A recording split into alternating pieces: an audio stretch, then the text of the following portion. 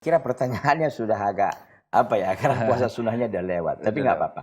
Jadi begini, di dalam hadis yang diriwayatkan oleh Al-Imam Muslim rahimahullah, Rasulullah sallallahu alaihi wasallam mengatakan, "Afdhalus siyami ba'da Ramadan syahrullahil Muharram." Sebaik-baik puasa setelah bulan Ramadan adalah bulan Allah Muharram. Bulan Muharram ya. Ini sekarang ini kita bulan Muharram ya. Sekarang sudah berada 17 Muharram ya. Baik. Nah, puasanya itu ada yang disebut dengan puasa Tasu'a, 9 Muharram. Yeah. Ada yang disebut dengan puasa Ashura, 10 Muharram. Kalau puasa Tasu'a itu dalam rangka untuk mukhalafatul Yahud, ya, karena untuk kita menyelisihi Yahudi.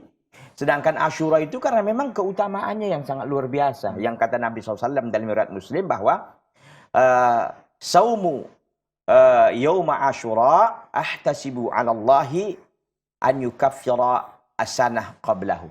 Bahwa kata Nabi SAW berpuasa satu hari pada hari Ashura itu tanggal 10 Muharram itu, aku berharap kepada Allah Azza wa Jalla agar puasa ini dapat mengkifarahkan, menghapuskan dosa 1 tahun yang lalu.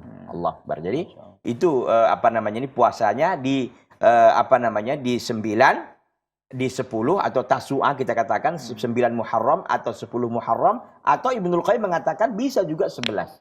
Jadi ada 4 tingkatan puasa itu sebenarnya. Pertama, bisa diambil 10 saja. Bisa diambil yang kedua 10, 9 dan 10. Atau diambil 10 dan 11. Atau diambil semuanya. Itu 9, 10 dan 11. Demikian wallahu taala. Baik, jazakumullah.